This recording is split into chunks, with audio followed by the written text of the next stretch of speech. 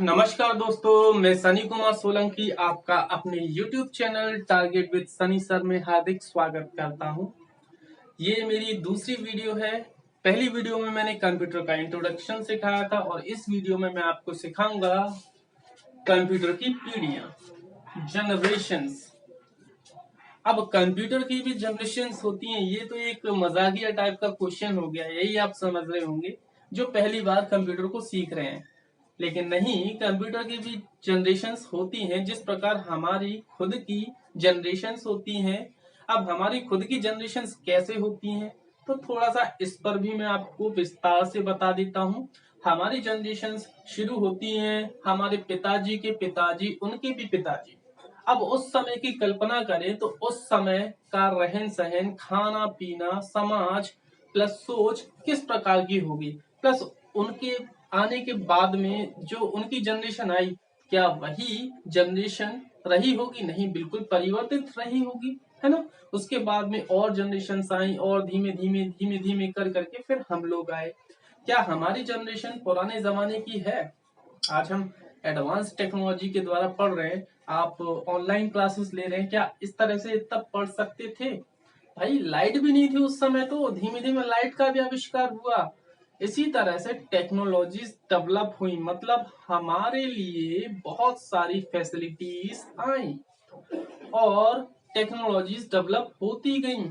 इसी प्रकार कंप्यूटर है, तो कंप्यूटर के अंदर काफी सारी टेक्नोलॉजीज आई, यानी कि काफी साइंटिस्ट आज भी कंप्यूटर पर रिसर्च कर रहे हैं और नई से नई टेक्नोलॉजीज को डेवलप कर रहे हैं।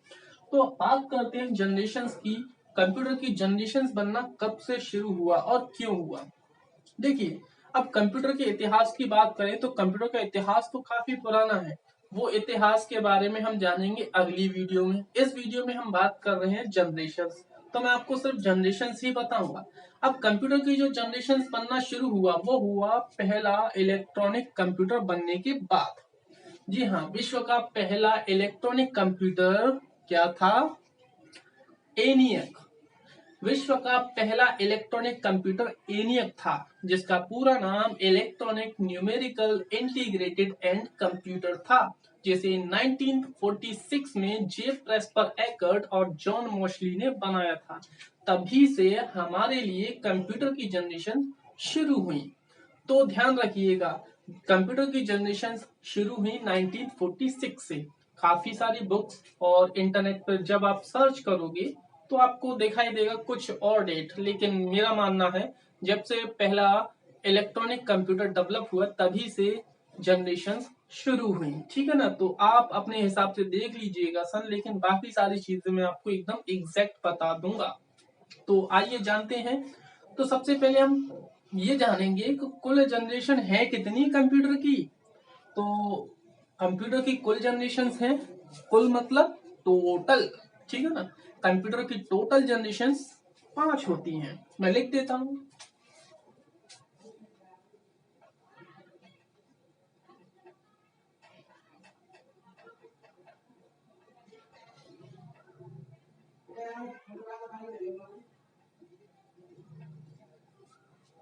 तो कंप्यूटर की कुल पीढ़ियां हैं 5। जैसा कि मैंने बताया, कंप्यूटर की पीढ़ी शुरू हुई पहला इलेक्ट्रॉनिक कंप्यूटर बनने के बाद। तो पहला इलेक्ट्रॉनिक कंप्यूटर कौन सा था? एनियक। तो बात करते हैं कंप्यूटर की पहली पीढ़ी कब से शुरू हुई। कंप्यूटर की पहली पीढ़ी शुरू हुई 1946 से।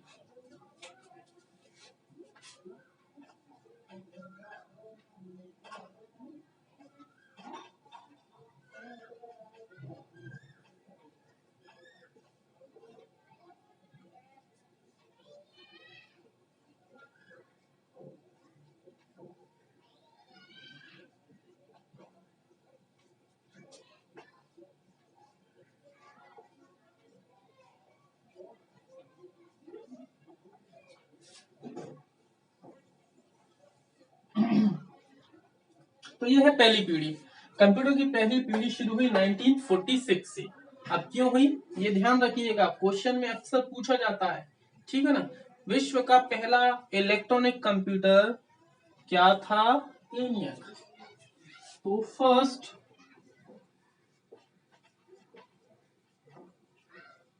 Electronic computer.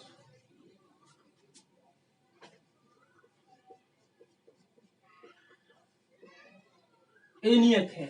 ENIAC का पूरा नाम क्या है?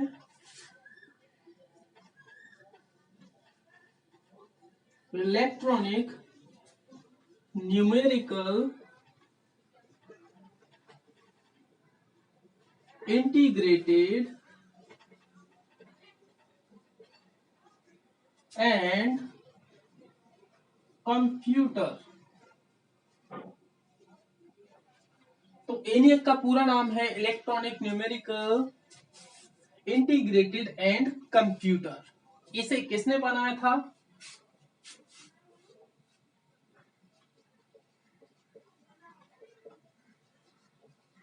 इन्वेंटेड बाय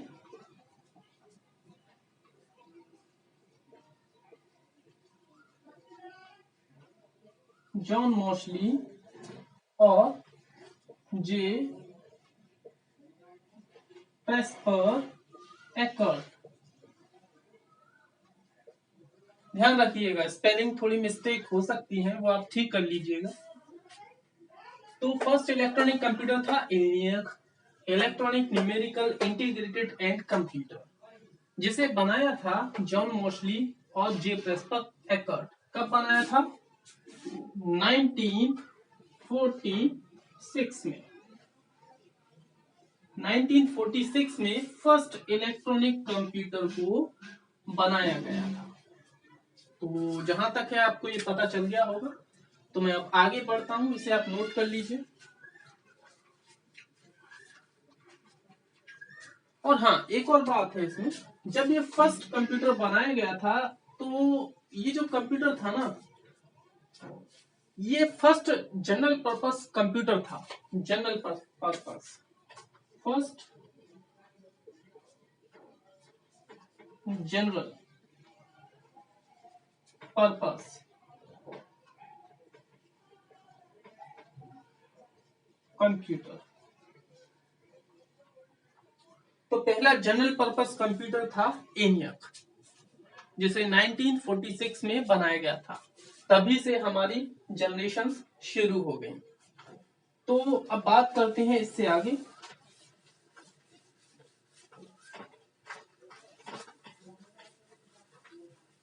काफी काला काला हो रहा है, शायद हो सकता है आपको दिखाई नहीं दे। अब आगे बढ़ने से पहले मैं आपसे रिक्वेस्ट करूंगा कि अगर आपने मेरे YouTube चैनल को सब्सक्राइब नहीं किया है तो आप इसे सब्सक्राइब कर दें।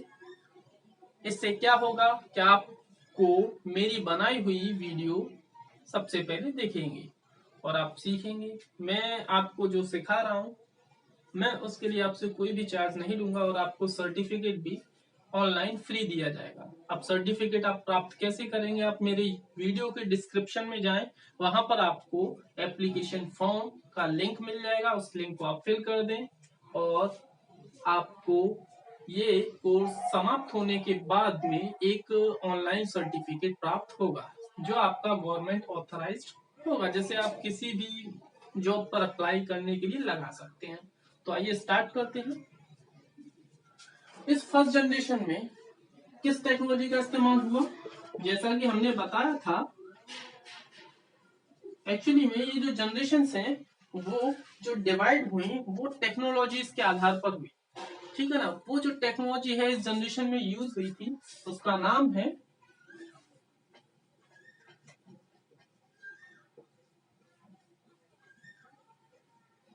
Vacuum tube.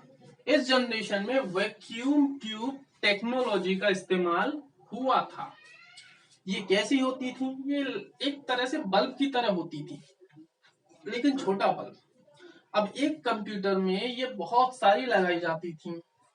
एक कंप्यूटर में बहुत सारी वैक्यूम ट्यूब्स को जोड़ा जाता था, जिसकी वजह से होता क्या, अब काफी बड़े कंप्यूटर हुआ करते थे। अगर एक रूम में रख रहे हैं इस कंप्यूटर को, तो कंप्यूटर ऑन करते ही काफी हीटिंग पैदा होती थी।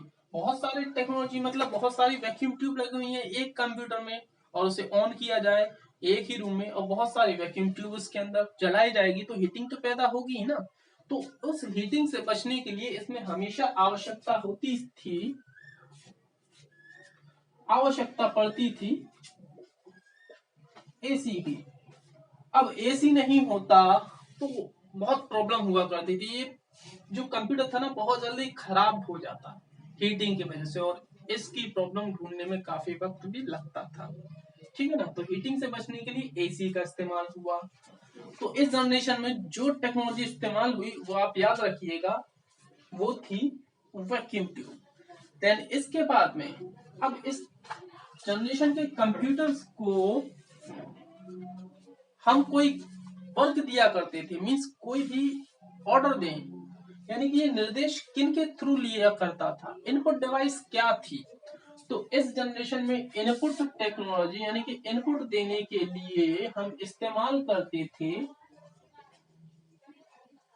पंच कार्ड्स का। इनपुट देने के लिए हम इस्तेमाल करते थे पंच कार्ड्स का। अब पंच कार्ड क्या है ये मैं आपको जब हिस्ट्री बताऊंगा कंप्यूटर्स की तब आपको सिखाऊंगा। ठीक है ना। अब पंच कार्ड का इस्तेमाल किया करते थे। अब आउटपुट और प्रोसेसिंग वगैरह के लिए हम क्या यूज करते थे फिर, ठीक है, तो आप बता सकते हैं। आउटपुट के लिए हम हमेशा यूज करते थे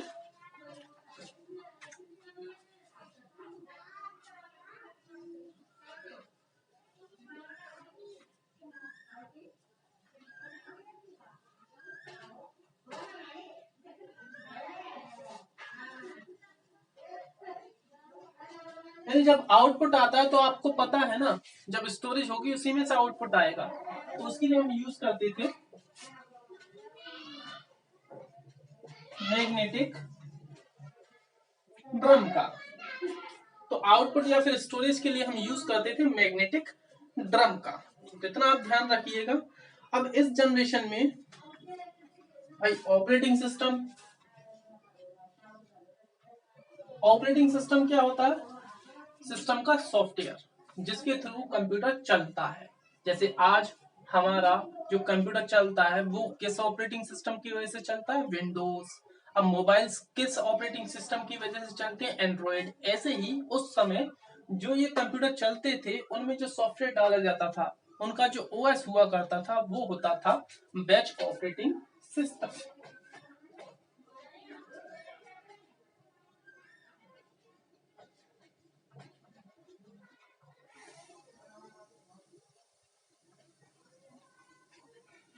तो इस जनरेशन में हम यूज करते थे सिस्टम को चलाने के लिए बैच ऑपरेटिंग सिस्टम का। और जो ये लैंग्वेज समझता था, लैंग्वेज, इसमें जो लैंग्वेज यूज होती थी वो होती थी सिर्फ और सिर्फ मशीन लैंग्वेज।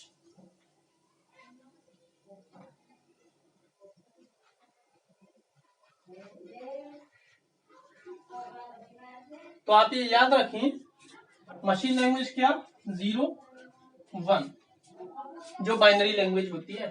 तो इसमें से काफी क्वेश्चंस बनते हैं आपके लिए कॉम्पिटिटिव एग्जाम्स में भी, या फिर किसी भी एग्जाम्स के लिए अगर कंप्यूटर जिसमें पूछा जाए। तो जनरेशन में पूछा जाए पहली जनरेशन कब से शुरू हुई, तो आप याद रखें पहली जनरेशन 1946 से 1954। पहला कंप्यूटर इस जनरेशन में कौन सा बनाया गया था, एनियक, और भी हैं एडवेग वगैरह, तो वो मैं हिस्ट्री में बताऊंगा। ठीक है। अब इस फर्स्ट जनरेशन में कौन सी टेक्नोलॉजी इस्तेमाल की गई थी, वैक्यूम ट्यूब। इस जनरेशन में कंप्यूटर्स को इंस्ट्रक्शन अथवा इनपुट देने के लिए किस टेक्नोलॉजी का इस्तेमाल करते थे, पंच कार्ड्स का।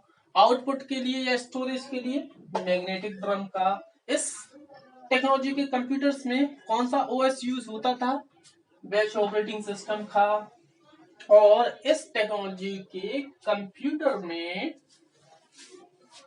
किस लैंग्वेज का इस्तेमाल होता था, मशीन लैंग्वेज का। तो ये है फर्स्ट जनरेशन। और भी है तो आपको बता दूं,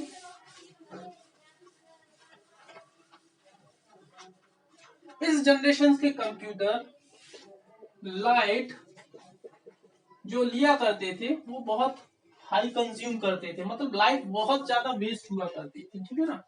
उसके बाद में रिलायबल नहीं थे। ठीक है ना। वेट कितना था, वेट बहुत ज्यादा हाई हुआ करता था। पोर्टेबल नहीं होते थे। मीन्स अगर देखा जाए बहुत भारी कंप्यूटर, बहुत बड़ा कंप्यूटर, साथ में लाइट भी बहुत ज्यादा ले रहा था, लेकिन जनरल पर्पस का था, ये बहुत जरूरी बात थी, है ना। जनरल पर्पस ठीक है, कोई बात नहीं। अब second computer sorry second generation में आते हैं, तो ये था फर्स्ट जनरेशन। अब बात करते हैं सेकंड जनरेशन की। तो सेकंड जनरेशन शुरू होती है 1954 से और फिनिश होती है 1964 पर। तो मैं अब सेकंड जनरेशन में आता हूँ।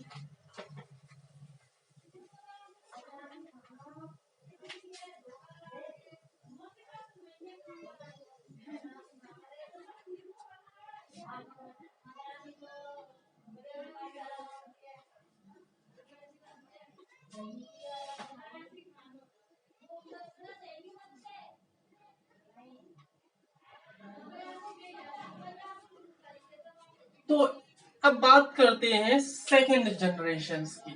तो सेकंड जनरेशन में जो यूज हुआ था वो था यहाँ पर फर्स्ट जनरेशन के अंदर कौन सी टेक्नोलॉजी इस्तेमाल की गई थी?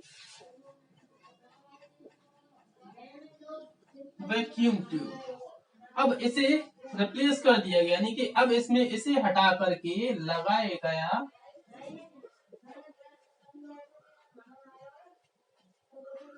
ट्रांजिस्टर्स। इसके अंदर इसे इस्तेमाल किया गया था। अब ये ट्रांजिस्टर्स का इस्तेमाल करके बड़ा अच्छा भी लगा। अब कैसे? अब वैक्यूम ट्यूब क्या हुआ करता था? एक बल्ब। अब काम चलता था हमारा 01 पर। क्या ये जो ट्यूब लाइट्स या फिर बल्ब वगैरह होते हैं वो 01 वर्क को अच्छी तरह से कर सकते हैं? तो अच्छी तरह से तो नहीं कर सकते थे, स्लो होते थे। लेकिन अब इनके लिए एकदम परफेक्ट था ट्रांजिस्टर्स, यानी कि जो 0 और 1 की लैंग्वेज को बहुत आसानी से समझ सकता था। इसीलिए ट्रांजिस्टर जब जनरेट हुआ इस टेक्नोलॉजी के अंदर, तो लैंग्वेज भी चेंज हो गई। अब इस जनरेशन के अंदर हमने मशीन लैंग्वेज को रिप्लेस करके यूज किया असेंबली लैंग्वेज का। तो language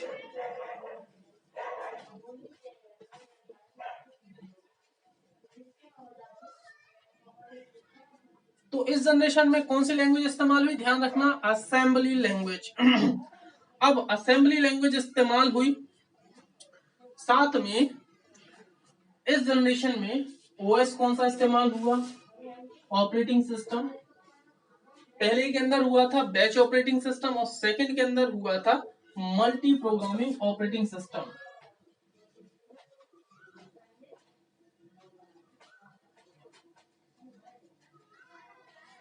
multi processing operating system, ठीक है ना, या फिर मल्टी प्रोग्रामिंग, एक ही बात है। साथ में इसी जनरेशन के अंदर इस्तेमाल किया गया दो और लैंग्वेजेस का, जिनका नाम है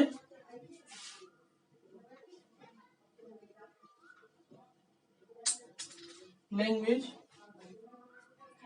कोबोल और फॉर्ट्रन। ये दो लैंग्वेज इस्तेमाल की गई। कोबोल का आप लोगों को क्या पूरा नाम पता है? आपको कोबोल का अगर नहीं पता है तो आप लिख लीजिए, यहाँ पर लिखने के लिए जगह नहीं है तो मैं बोल देता हूँ। देखिए, COBOL is equals to common business oriented language. Common business oriented language, ये कोबोल का पूरा नाम है। उसके बाद में आप लिख लीजिए फॉर्ट्रन, FORTRAN, फॉर्ट्रन। इसका पूरा नाम लिख लीजिए, FOR is equals to formula and TRAN is equals to translation. Means इसकी फुल फॉर्म होगी फॉर्मूला ट्रांसलेशन, ठीक है ना। तो ये आप याद रख लीजिएगा।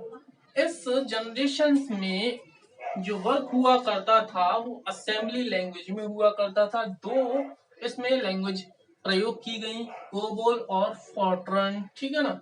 अब इसमें जो ऑपरेटिंग सिस्टम यूज हुआ करता था वो मल्टी प्रोग्रामिंग हुआ करता था।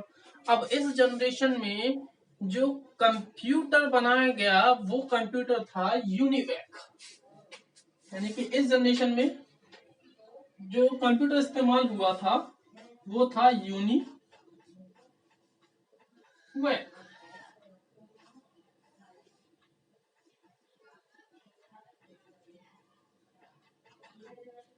तो ये भी याद रखिएगा, इस जनरेशन में यूनिवैक कंप्यूटर था पहला जो जनरेट किया गया था।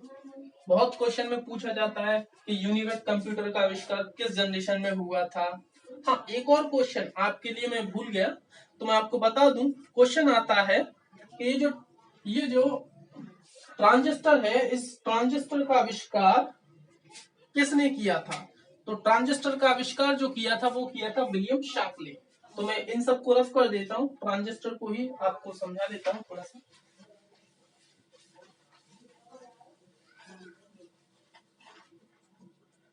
तो इसका आविष्कार किया था विलियम शार्कले। ये याद रखिएगा आप, विलियम शार्कले ने ट्रांजिस्टर का यूज किया था। अब इसका यूज, ठीक है ना, विलियम शार्कले सॉरी यूज नहीं बनाया था ट्रांजिस्टर को। अब कब बनाया था, 1947। 1947 में विलियम शार्कले ने ट्रांजिस्टर को बनाया। लेकिन इसका इस्तेमाल कब किया गया था ट्रांजिस्टर्स का, सेकंड जनरेशन में। फर्स्ट जनरेशन में इस्तेमाल किया गया था वैक्यूम ट्यूब। तो अब हम आगे बढ़ते हैं थर्ड जनरेशन की ओर। इसे मैं रफ कर देता हूं।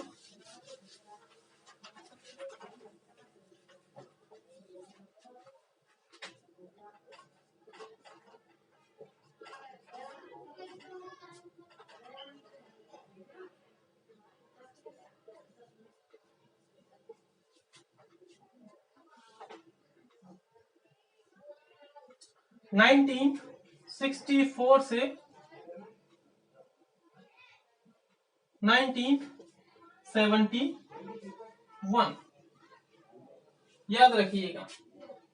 तो तीसरी जनरेशन की डेट क्या है, 1964 टू 1971। इसे आप नोट कर लीजिए जल्दी से।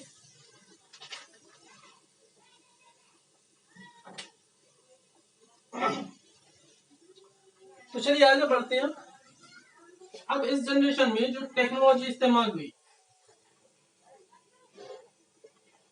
तो इससे लास्ट वाली वही थी ट्रांजिस्टर। अब इसे हटा दिया गया और इस जनरेशन में टेक्नोलॉजी इस्तेमाल की गई आईसी, एकीकृत, और क्या है इसका नाम मुझे नहीं पता, ठीक है ना। तो IC means integrated circuit.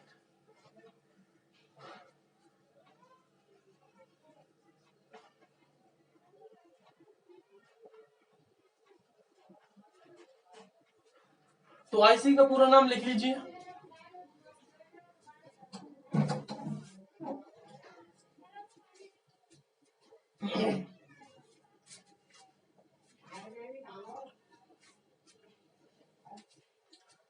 Okay, तो चलिए अब आगे बढ़ते हैं। आईसी को जो बनाया था वो बनाया था जैक किल्बी ने। ये भी याद रखिएगा, आईसी का निर्माण किया था जैक किल्बी ने, ठीक है ना। अब इस जनरेशन में चलिए अब बात करते हैं आईसी की, कि आईसी की कितनी पावर थी। वैक्यूम ट्यूब एक बल्ब था, आईसी एक चिप थी, सॉरी आईसी ट्रांजिस्टर एक चिप थी, अब आईसी भी एक चिप ही है। लेकिन आईसी बिल्कुल फास्टर थी किससे, ट्रांजिस्टर से। यानी कि जो ट्रांजिस्टर 3 लाख होते हैं, 3 lakh transistor is equal to 1 IC. यानी कि एक आईसी, अगर एक आईसी लगा रहे हैं तो एक आईसी जो वर्क करती थी वो 3 लाख ट्रांजिस्टर्स के बराबर करती थी। इतनी पावर हुआ करती थी इसके अंदर, सॉरी, है ना। तो ये आपको पता चल गया होगा। तो चलिए आगे बढ़ते हैं। अब इसके अंदर बात करते हैं ऑपरेटिंग सिस्टम। ऑपरेटिंग सिस्टम कौन कौन से हुआ करते थे। इससे पहले मैंने आपको बताया था, इससे पहले वाले फर्स्ट जनरेशन के अंदर हुआ करता था batch operating system, second generation के अंदर यूज होने लगा मल्टी प्रोग्रामिंग ऑपरेटिंग सिस्टम। अब इस जनरेशन के अंदर जो इस्तेमाल होने लगा था वो था रिमोट प्रोसेसिंग ऑपरेटिंग सिस्टम और time sharing operating system. Remote sharing OS और time sharing operating system. Spelling आप अपने हिसाब से देख लीजिएगा। Remote sharing, time sharing operating system. और इस जनरेशन के अंदर इसे आप लिख लीजिए, मैं रफ कर देता हूं फिर।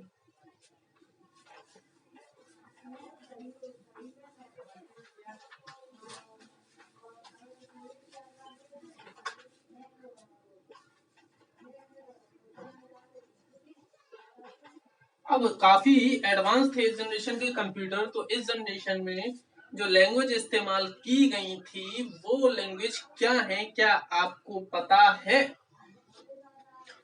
अगर नहीं पता है तो मैं बता देता हूं। इस जनरेशन के अंदर इस्तेमाल की गई थी पास्कल जैसी लैंग्वेज और बेसिक लैंग्वेज। इस तरह से और भी हैं, लेकिन मैं इन्हें ही बता देता हूं, बाकी आप देखिएगा, ठीक है ना।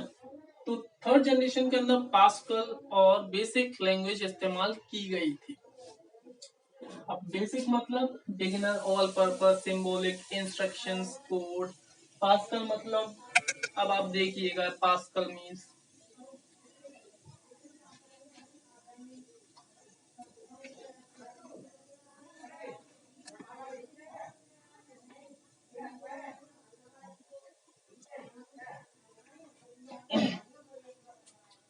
सॉरी, वो थोड़ी फोन की बैटरी लो हो गई थी, इसीलिए मैं साइड में चला गया था देखने। तो ये हमारी थर्ड जनरेशन। अब हम बात करते हैं इसी में कंप्यूटर की, कंप्यूटर कौन सा इस्तेमाल हुआ था। तो कंप्यूटर इस्तेमाल हुआ था इसके अंदर IBM 370। IBM 370 याद रखिएगा, इस जनरेशन में IBM 370 कंप्यूटर का इस्तेमाल हुआ था। इस जनरेशन के कंप्यूटर पोर्टेबल थे। वेट कैसा था? पहली और दूसरी जनरेशन के अकॉर्डिंग कम था। लाइट खपत कितनी थी? पहली और दूसरी जनरेशन के अकॉर्डिंग कम थी।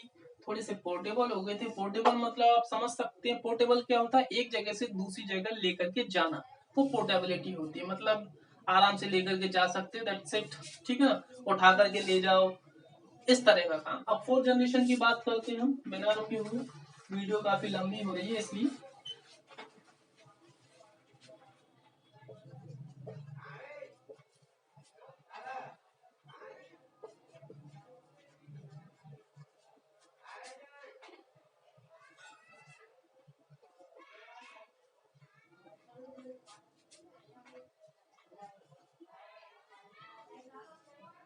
(1989) तो ये जो जनरेशन है, इस जनरेशन में इस्तेमाल किया गया था आईसी के स्थान पर माइक्रो प्रोसेसर।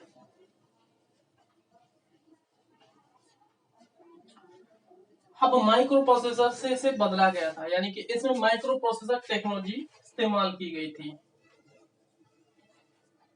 याद रखिएगा, ये भी बहुत इंपॉर्टेंट है। फोर्थ जनरेशन में माइक्रो प्रोसेसर टेक्नोलॉजी का इस्तेमाल किया गया था। साथ में बेसिक लैंग्वेज का इस्तेमाल इससे पहले हो गया था, मतलब बेसिक लैंग्वेज तो डेवलप हो गई थी, लेकिन अब ऑपरेटिंग सिस्टम में बेसिक लैंग्वेज इनबिल्ट मतलब डाला जा सके, ऐसा जो किया था वो बिल गेट्स ने किया था। यानी कि बेसिक जो लैंग्वेज होती हैं, बेसिक लैंग्वेज को जो डाला था इन कंप्यूटर्स के अंदर, वो किसने डाला था? बिल गेट्स ने। इसके बाद में बिल गेट्स ने अपनी माइक्रोसॉफ्ट कंपनी बनाई, जिसकी वजह से ओनर ऑफ कंप्यूटर यानी कि कंप्यूटर्स का मालिक जिसे कहा जाता है ना, वो बिल गेट्स को कहा जाता है। इनकी कंपनी का नाम है माइक्रोसॉफ्ट कॉर्पोरेशन में है, ठीक है ना।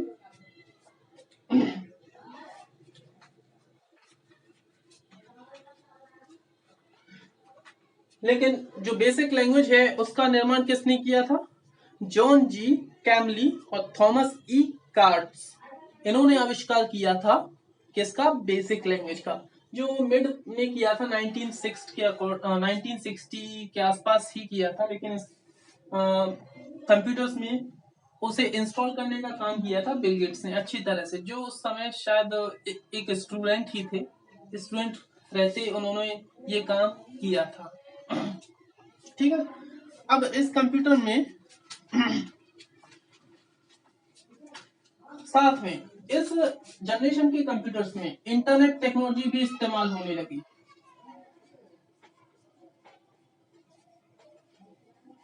तो इस जनरेशन के कंप्यूटर में इंटरनेट टेक्नोलॉजी का भी इस्तेमाल हुआ। साथ में जो लैंग्वेज बनी वो आई थी C and C plus plus language. इस जनरेशन में सी और सी प्लस प्लस लैंग्वेजेस बनी। अब कंप्यूटर कौन कौन से बने थे? काफी सारे बने थे, लेकिन मैं मोस्ट इंपोर्टेंट बता देता हूँ। प्रे 1 और प्रे एक्स, ये कैसे कंप्यूटर थे? Super computer. तो इसी जनरेशन में इन सुपर कंप्यूटर्स का आविष्कार हुआ था। ठीक है ना। अब बात करते हैं पहला माइक्रो प्रोसेसर किसने बनाया था। तो फर्स्ट माइक्रो प्रोसेसर को जो बनाया था वो बनाया था MITS नाम की एक कंपनी है, उन्होंने इस प्रोसेसर को बनाया था। अब कौन सा प्रोसेसर बनाया था पहला? तो पहला बनाया था फर्स्ट एल्टेयर 8800, जो एक जनरल पर्पस था,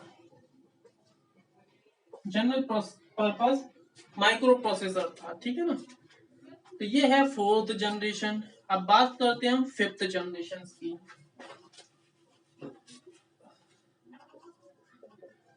मैं थोड़ा देख लेता हूँ वीडियो कितनी लंबी जा रही है, मैं थोड़ा देख लूँ, है ना।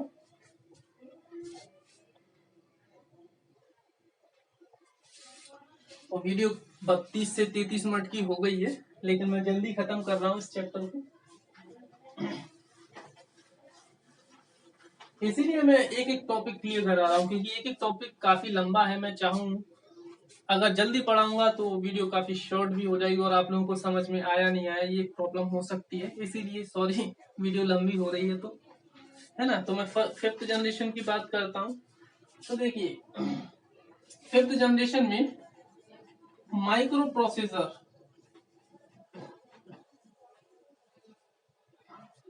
जो टेक्नोलॉजी है इसे हटाया नहीं गया, बल्कि इसे आर्टिफिशियल किया गया। मतलब इसे तो रहने ही दिया, साथ में इसके अलावा AI टेक्नोलॉजी यानी कि आर्टिफिशियल,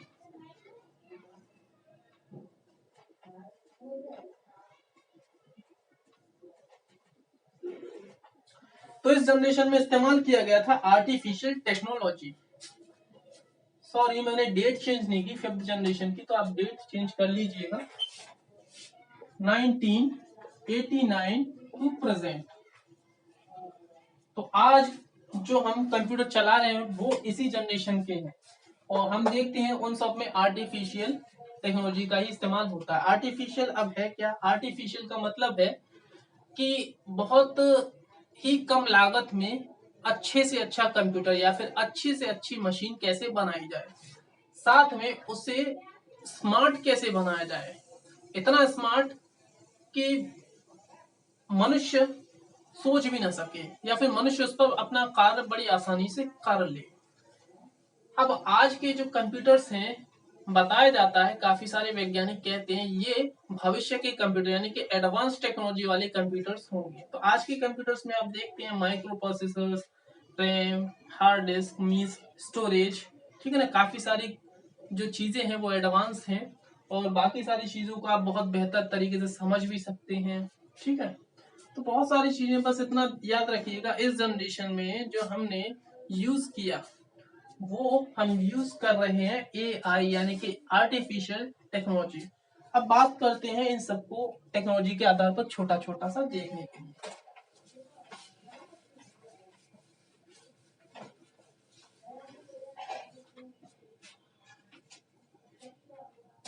कुल जनरेशन 5 है, first, second, third, fourth and fifth.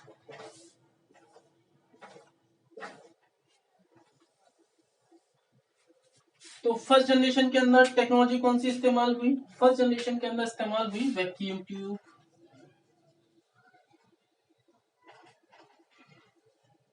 ठीक है, सेकंड के अंदर इस्तेमाल हुई ट्रांजिस्टर।